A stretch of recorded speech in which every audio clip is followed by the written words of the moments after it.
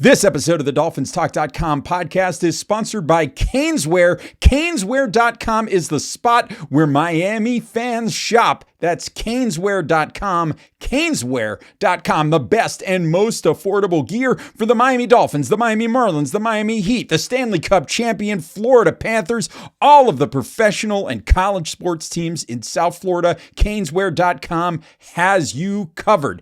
If you're in South Florida, you can visit the storefront at 2655 South University Drive in Davie. They ship internationally as well. So Caneswear.com, make it the place. It's the best and most affordable Miami Dolphins gear. That's Caneswear.com, Caneswear.com. And don't forget about Dolphins Talk Extra. Go to patreon.com/Dolphins Talk for additional Miami Dolphins content. You get extra access to our private Discord server. You get bonus podcasts covering the Miami Dolphins. You get off-topic content as well. We have live watch-alongs. We have retro rewatches where we watch old games and talk about them. We do off-topic shows. We have prizes, contests, all kinds of exclusive access only for Dolphins Talk Extra subscribers. So join us, patreon.com/Dolphins Talk. You can join the fun for as little as $3 a month. Head on over to Dolphins Talk Extra at patreon.com/Dolphins Talk. And now, on with the show.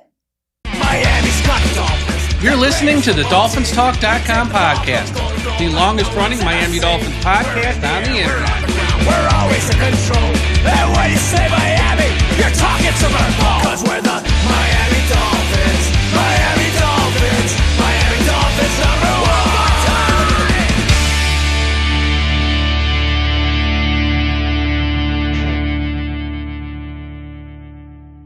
Hello, Dolphin fans, and welcome to another episode of Dolphins Talk. My name is Marissa Marino, and today I am joined by Michael F Florio, fantasy football and NFL analyst with NFL Network. You can also catch him on SiriusXM Fantasy and on his podcast, Florio's Football Show. Make sure you go ahead and follow him on Twitter at Michael F Florio. Michael, how are you? I'm doing well. I want to address the elephant off the top. I'm coming into enemy territory a little bit if you see the Bills stuff in the background. But when it comes to fantasy, we're rooting for every team, right? So we can make this work. Exactly. Michael is so talented and knowledgeable when it comes to fantasy. And when I reached out to him, he's like, well, I am a Bills fan. Is that an issue? I said, if you're willing to talk about Dolphins football and you're willing to be unbiased, let's go ahead and bring it. So here he is. So before we get into all of it, I just would like to know, let's get to know you a little bit. When did you start playing fantasy football? How were you able to turn this into a full-time job that you're clearly doing lots of many different things with it? Well, thank you. I started playing fantasy when I was in high school. So sometime around when I was like 15, 16 years old. I don't really consider it my first league, but my first introduction was someone didn't show up for a friend of mine's draft and they were like, hey, you want this team? So I started playing that year, but the next year when I drafted my own team, that I was hooked ever since then. And it was a surreal moment for me. My first ever pick was MJD, and I got to tell him when I met him that he won me a championship, and he said that many people have told him he's won them championships. Yeah.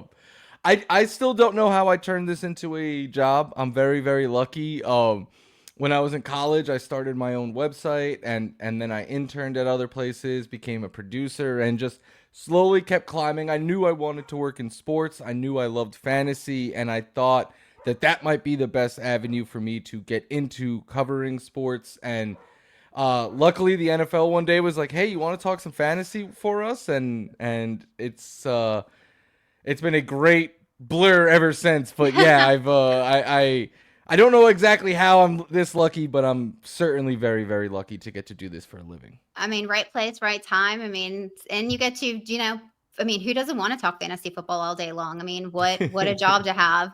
So let's tie this into the Dolphins for a bit, and let's look at their offense. Devon Achane clearly seems to be one of the highest rated Dolphin players this year. Clearly, he's a running back one on any fantasy team out there.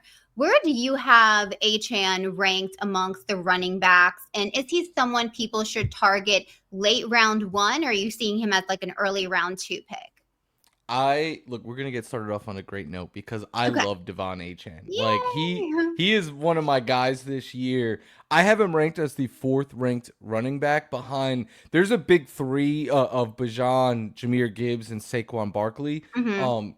After those 3, there's no one I would. In fact, I'll tell you this: I'd rather Achane than Saquon at cost because Achane, as much as I think he should be a first round pick, he's not. Like, you get him in round 2. So, and he's not always even the first running back in round 2 because sometimes you see Genty go ahead of him. You see Derrick Henry at times go ahead of him. But I think Achane is fantastic for fantasy because he can win in a number of different ways. As a rookie, he averaged nearly 8 yards per carry. We know he's got that burst and that explosiveness, and he's a home run hitter from any portion of the field. But last year, no running back scored more fantasy points off of receiving production than Devon Achane. So we now know he could win in a number of different ways. And when Tua was out there, no running back averaged more points per game than Devon Achane. He averaged almost 23 per game. That's more than Saquon, Gibbs, Bijan, all of the elites. So yeah, I think that he is, obviously I have him as a top 5 running back, but I think he could be this year's overall RB1. And in fact, I think he could have like a runaway type season, kind of like we saw Saquon have last year. Not saying he's going to go for 2,000 yards, but just where he's the clear-cut best running back in fantasy. I think that's in the range of outcomes, and probably not the most likely outcome, but it is one of the possibilities for Achane, and you could get him in round 2. So I love taking a wide receiver in round 1, knowing that I'm going to get my RB1 in round 2 without having to pay that round 1 price. Yeah, I mean, and he is such a dual threat, like you said. I mean, he's used as a wide receiver and a running back these days. So definitely a great pickup. So Tyreek Hill, I was actually talking to someone who has him in their league, and they weren't sure what they were going to do. So obviously, fantasy monster for years. Last season happened. He's looking to bounce back. So this is kind of a 3-part question. I'm going to hit you with one at a time. Well, let's see here. Do you think he has a bounce back season? And let's tie in, how much do you factor in off the field issues when considering drafting a player like Tyreek? Yeah, I think with Tyreek, there was a stretch for years where it was like it doesn't matter the off the field stuff, because when he's on the field, he's going to be one of the very best wide receivers. And like 2 years ago, he was my most drafted wide receiver. I was all about him. And he like, we remember that special season he went on. There was a big stretch of that season where it was like, if you don't have Tyreek Hill, good luck winning your championship. He got hurt with the ankle late. I know that didn't kind of go according to plan in the fantasy playoffs, but he was the best wide receiver that year. But then last year happened, and I find, like, this is where your listeners might start to dislike me. I find myself with concerns about Tyreek Hill, and not so much the off the field stuff, but that's just another negative on top of it. What I worry more about is he's hitting that age cliff. He's I believe 30 going on 31 right now. And last year there was a decline in his production, both fantasy wise and like the metrics that I like to use to judge wide receivers. He declined in a lot of those. Now, part of that could be that Tua wasn't there, and I think there was also an offensive change that really scares me. But just on Tyreek as an individual talent, speed is often the first trait to go. And speed has been Tyreek's calling card. So, like, on my podcast for NFL Fantasy, like, one of the co-hosts there, Laquan Jones, loves Tyreek Hill, has him in his top 10. I find myself, I have him ranked as my wide receiver 17, which means I'm often not going to get him. I find myself shying away a little bit because he is maybe he could beat Father Time one more year, but that age cliff is coming, and speed tends to be the first trait to go in athletes. So I am worried for there. But the offensive philosophy change that I talked about, the Dolphins last year threw the deep ball the lowest rate in the NFL. And I wonder if, because they, especially when Tua came back, he was getting the ball out of his hands in like 2.4 seconds or less. Mm-hmm. I worry if everything that has happened with Tua, if Mike McDaniel's game plan is for him not to hold the ball, even if that sacrifices the deep ball, because in the second half of last season, their go-to plays for the Dolphins, or at least what it seemed like for me, was a lot of quick screens for Achane or catch and run stuff for Jonnu Smith, and we didn't get that deep ball for Tyreek. And if he's not getting those deep ball opportunities like he was in the past, I think he's going to struggle to return that type of fantasy value. Yeah, and I think too, something someone brought up is there's been these trade rumors. Like, what happens if the Dolphins get to a bad start? Does Tyreek go to a different team? And, like, what does that look like? Do you think that hurts his value in any way, or? It's hard to say because we don't know where he'd end up. Like, Yeah. if he ended up back with like the Chiefs, let's say, then Yeah. then it's all systems go. Or you put him with like Right. a top rated quarterback, or he could go somewhere like I don't think the Saints would be like a realistic possibility, but like it could be an offense that Mhm. is a down, because I know right now people are souring on Mike McDaniel. I still believe in the guy, and I think maybe you're souring as well. You're But nicer than me. I, I'm a big fan of his. I'm rooting for him, but I think he is a good offensive minded head coach. Mhm. I just think that the Dolphins have limitations because of who their quarterback is. Not saying Tua is not good and can't Mhm. play, but the health stuff and the fact that they know that he is one big hit away from missing a long period of time, and the house of cards kind of comes crashing down when Tua is Right. not there. That, for fantasy purposes, is a layer of risk that I do, like. Look, I know if any starting quarterback goes down, it's bad, but I Mhm. think there's just a layer of risk with the Dolphins that most other teams don't have, and that's not their fault, but it is just circumstantial. And you're speaking of Tua, so we might as well talk about it. I mean, in fantasy, is it just a case of like you can't trust the guy to play week to week, making him like a backup quarterback on a fantasy league, or is he just someone like you wouldn't want to start for your fantasy team? Like, what are your thoughts on Tua when it comes to that? I think Tua, because he doesn't run much, and Mhm. we don't want him to run after the hits that No, he no, has no, no. taken. But in fantasy, that is a detriment because the Mhm. running quarterbacks are a cheat code. They're going to get more points. So because of that, I don't think Tua is a QB1, but he Mhm. often falls to QB3 territory, and I think that is due to the health, and just the recent like production the last year or two. But we saw 2 years ago when Tua was cooking with that ball, Mm. with deep ball with Tyreek Hill, he was a QB1. So to me, I think for fantasy, Tua is not a guy you want to be your every week starter, but he is someone that you could plug in on for a bye week replacement or stream in the right matchup. We just kind of got to see him get back to what he was a couple years ago, Yeah. which again brings me back to the lack of deep ball last year, because I think that is truly what elevated Tua and this whole like when, because it's right, like if you aren't fearful downfield and you're gonna load up front on your Mhm. defense, it makes life harder on everyone. When you have to account for Tyreek Hill burning you downfield, trust me, as a Bills fan, you're going to give up a bunch underneath. It is how the 13-second happened, because Sean McDermott was so fearful of getting burned deep by Tyreek Hill that he Yeah. was like, all right, you could have Travis Kelce underneath. We're going to give that up. He changes. He is one of the most influential. He I would is. argue Tyreek Hill is the most influential wide receiver of his Mhm. generation. But you need that deep ball there for that to come into play. Absolutely. And I mean, in talking about that, there's another player on that side of the ball too that has ties in with Tua and his production, which is Jalen Waddle. I mean, he's an interesting fantasy player this year. He has like elite, like real life talent, but the fantasy numbers don't really overwhelm you, whether that's because of Tua's injuries. And then the year before, there was a lot of spotlight on Tyreek Hill and his 2,000 yards. Is he a wide receiver 3 at this point in 2025, or do you think he's still a number 2?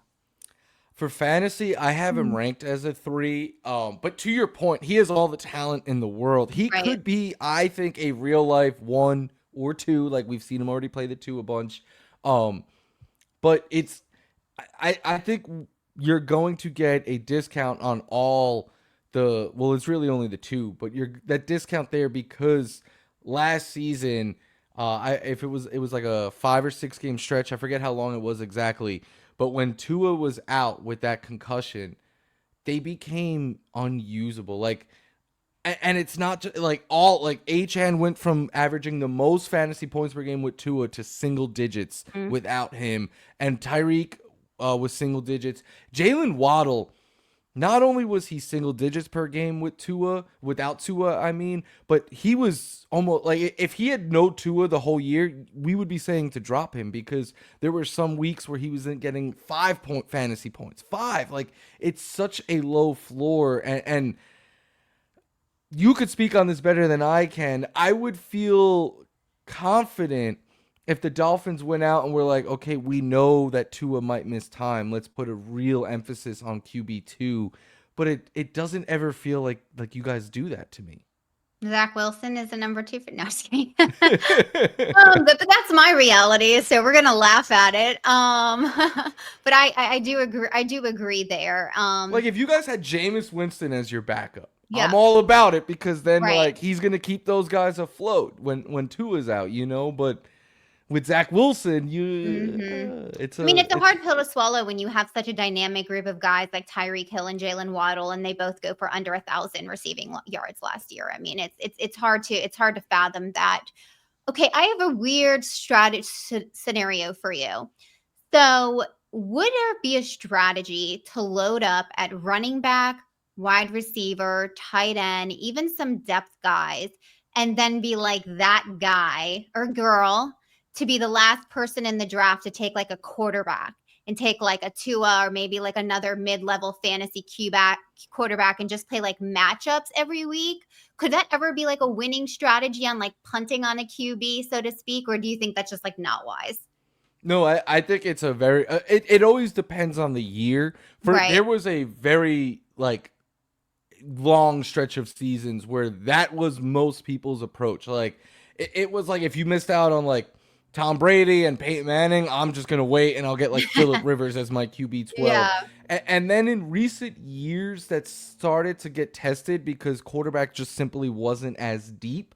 I think we are back to the days where quarterback there's a clear-cut top 5, and that you could put it in any order you want. It's Lamar, Allen, Jaden Daniels, Joe Burrow, Jalen Hurts. I think there's an advantage to having one of those 5. But after that, there's a big group of quarterbacks for anywhere from, I think you could say it's 12 to like, depending on how deep you really feel comfortable, you could go up to like 18 different quarterbacks that you could feel confident in a given week starting. So like I love Justin Fields because he runs, so he tends to be a big target of mine. But if you don't care who you get, you just want someone like you said, you just want to load up on their positions and wait and then stream. Yeah, you could wait and grab 2 quarterbacks and just kind of like Trevor Lawrence, who isn't great, but is definitely streamable in the right matchups. He goes outside the top 20 quarterbacks. Like Drake May is someone I like a lot that you could get late. So Jared Goff is going as a QB2 this year. Justin Herbert. So yeah, I would say there's a point though, like you don't want your starting quarterback to be like Aaron Rodgers or Cam Ward is a great 2, like upside play later in drafts, but like I don't want him as my starting quarterback. So there's a point, but yeah, you could certainly punt quarterback, grab 2 guys and then stream between them and waiver wire options. That's certainly something that it's just such a deep position this year. Absolutely. And okay, so we're going to flip it, go to the defensive side of the ball. This is really interesting because the pass rush has the ability to generate a lot of sacks. However, then you have to look at the secondary, and they have the ability to give up a lot of points. What would you say? Are you just avoiding the Dolphins defense because you just can't trust that secondary this year with where they're at with cornerback room and all of that? Or how do you look at this defense as a whole? The secondary leaves a lot to be desired. But like you said, you guys get after the quarterback. I think the Dolphins are, and I'm a big believer in that you stream defenses, right? Like I'm never going to be the person, the first one drafting a defense. I'm usually going to wait till like my my last pick or second to last pick and take a defense and stream them week to week. I think the Dolphins are one of those defenses. Like when the Dolphins play a bad offense, you can go ahead and get them in and stream them, but they are not a defense. And there's very few defenses that are just, you start them every single week. I don't think the Dolphins are quite that. But again, I think streaming week to week based on matchup and stuff is the smart way, because there's been plenty of great okay, like the Ravens are always a big defense, right? But like when they play the Chiefs or the Bills or what, like you don't want to play against another top-rated offense. So, but you kind of can't let them go then because they're too good to drop. So I don't like to just get handcuffed to one defense. I think streaming, and the Dolphins are certainly in play in that regard. That makes sense. That's fair. Okay, so I have a couple real quick draft strategy questions for this year, and because of league size and scoring differs from league to league, let's just assume that all of these questions are for like a 12-team half-point PPR league. So let's roll with that. So in round one, is it strictly running backs and wide receivers, or is there a quarterback or tight end you can justify taking in round one? Round one, ADP wise is all running backs and wide receivers, and I agree that I think it should be. And for me personally, it's almost always going to be a wide receiver, because you could get someone like Devon Achane or Derrick Henry, Ashton Genty, Chase Brown, Kyrie. Like there's a lot of running back talent in round two that leads me to take a wide receiver in round one usually. Okay, fair enough. And then what round are you typically drafting your starting quarterback this year? So I think if you want one of the top five, you should be prepared to do that in like the third or fourth round. Okay. I'll do that occasionally, but what I more like to do is wait. I mentioned Justin Fields. He is going to be my most drafted quarterback because I think after the top five, no one brings more upside. And like I said, there's so many good fallback QB2s that I'll pair him with like a Jared Goff, let's say, who I think is safe, or Herbert, Mayfield. Take your pick of whoever you think is safe, and you compare them. But I tend to take Fields, or it always varies, but like usually like the 7th, 8th round is when I start to look at the quarterbacks that are available. But if you want a top one, you got to go early. Otherwise, I do think it is smart to wait. Maybe find your favorite target, look where their ADP is, kind of plan on that range. But if you miss out, there's a lot of good fallback options at quarterback. Right on. There you go. So last part for this, are there any sleepers in 2025 fantasy football that you're thinking like people aren't really paying attention to, but they should? And then on the flip side of that, are there any guys that you think are being overdrafted and going too high in your opinion?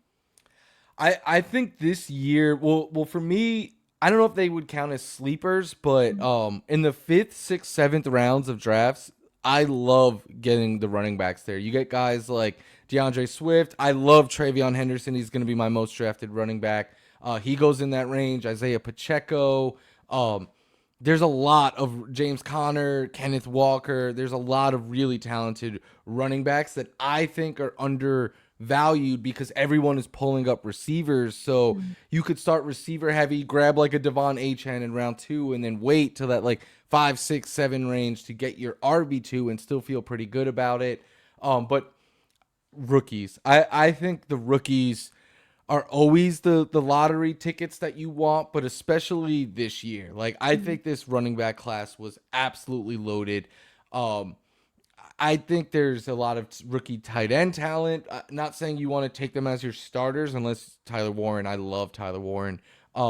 But you could get them as like a backup or something like that. But there's always a lot of upside. And this was a really good draft class, especially at the running back position. So to me, I'm trying to load up in the later rounds. Like Jaden Blue is a rookie running back that I think could really thrive. Bashal Tutin is getting more and more hype out of Jacksonville. And then for overrated players, you're not gonna like my answer. I find Tyreek Hill to be just going a little bit too early for my liking. Like Brock Bowers is amazing, but I don't want to use an early round 2 pick on a tight end. Trying to think of some others offhand. I think like everyone loves George Kittle. I think he's getting pushed up just a little too much. CMC, I understand why he's going back again as a middle of the first round pick. It's just too risky, too volatile for my liking. So he's one I would put there. But I think if you're drafting, you should always be willing. Like, I might not love a player, but if they fall, every player has the right price, right? So like, I would never say to go into a draft being like, these are players I'm not drafting. I think it's always a case of dislike the price you have to pay for that player. But look, I might not love taking Tyreek in the 3rd round, but if he's sitting there in the 5th round, that's a completely different conversation, you know? So I think you always need to be flexible. Like, have your targets, have the guys you don't like, but always be willing. What is the expression? Be like water, be willing to kind of change on the fly, because literally you never know how a draft is going to go. Like, you could plan for it, but especially with people who aren't doing this every day, because we tend to be a little bit more predictable. But yeah, when you get in like a league with your buddies and stuff, weird stuff could happen. And you should always be willing to accept a gift if someone is going to give you one. I completely agree. Well, this is great insight for people listening. I mean, fantasy football is right around the corner here. Before we wrap up, we have a segment that we do here at Dolphins Talk, and is our speed round. 5 questions with Michael F Florio, lightning style questions that we'd love to ask you if you're up for the challenge. Oh yeah. Okay, here we go. Question number 1: how often do people confuse you with the other Mike Florio? Far too much. Do you want an explanation, or? Yeah, I mean, you can. Yeah, I mean, it never happens in person. I think there's a big enough age gap there where people know. Of course. But yeah, what also has been happening more. So now I think the more I do stuff with NFL, people know there's a difference. But people start to think he's my dad now. No relation. I've never met him. Okay. He's never met me. Not sure he's the biggest fan of mine because of the name, but I didn't pick it. You know, my dad did pick it. He's not you, but he did name me this. And I'm not going to change my name. You know, it's also my name. Like, so I added the F. With the elongated version, you've got the Michael and the F and so, you know, I mean, you're diversifying. Yeah. All right. So which do you like better, auction draft or snake draft? Auction. But you can only do so many of those. They take so much time, and you have to be alert for every pick. So, like, I'm probably going to do, like, 3, I think, auction drafts this year, and I'm going to do a bunch of snake. I like it better because I could get anyone, but they're far too time-consuming to make all of your drafts one when you have, like, double-digit leagues. Yeah, absolutely. All right, number 3, how many fantasy football leagues will you play in this year? Double digits. Last year, I think I don't even know how you do that. 12. And these are just the leagues that I play. Like with best ball, I do so many best ball drafts that I don't even include them. So just managed ones, double digit. But you get selective real quick. Like by week 6, I'm like, okay, these are teams that I'll set my waivers and set my lineup, and then like these half are teams that I think I can really win, and I'm going to lock in on these. Yeah, I don't know how fair it is. I don't know if I'd want to be in a league with you. I'd feel like, he's got the upside. I don't know. My wife, she's a family league, and they wanted me to play in it, and I said no. But now they kind of treat my wife as if she's me, and so she's always getting like tough trade offers and stuff. Yeah, the inside goodness. All right, question 4: what is your favorite place to get fast food? In-N-Out. I have never been. Ooh, I like Shake Shack as well. Yeah. But In-N-Out, I think, is the best bang for your buck. Look, they don't have a lot on the menu. It's burgers and fries, and that's really it. But you could get like a double cheeseburger, fry. Like I'll leave In-N-Out with a meal for me and my wife, and we'll spend like $20. Like that's Yeah. unheard of nowadays. And you're in and you're out. So there you go. You got it. You would think, but usually the wait is longer than most other fast food So places. not so much in and out. Okay. All right. And final question. Do people who don't draft kickers and defenses with their final 2 picks annoy you? I'm usually that person, so no. Look, if the league makes you do it, by all means, Right, I'll do yeah. it. But like, it also depends when I'm drafting. If I'm drafting on Labor Day and the league kicks off Thursday, I'm taking a defense and a kicker. But if I'm drafting in like July or early August, I use those 2 spots as like flyers, and I'll drop someone before week 1. So it all depends when. But yeah, I'm very much so that person. Okay. So it doesn't annoy you. You love it.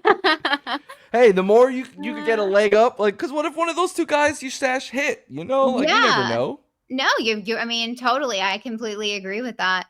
Well, this has been amazing, so insightful. I can't wait for everybody at Dolphins Talk to listen to it. Again, Michael F Florio, fantasy football and NFL analyst with NFL Network. Make sure that you catch him on SiriusXM Fantasy and on his podcast, Florio's Football Show. Follow him on Twitter if you want all the greatest insight on fantasy football at Michael F Florio. Michael, it was an absolute pleasure. Thank you as a Bills fan for popping on and talking Dolphins football with us. This was a lot of fun. Thank you so much for having me. Absolutely. Well, we wish you the best of luck. Not really, but My fantasy teams, not my real life team. Right, not your real life teams behind you.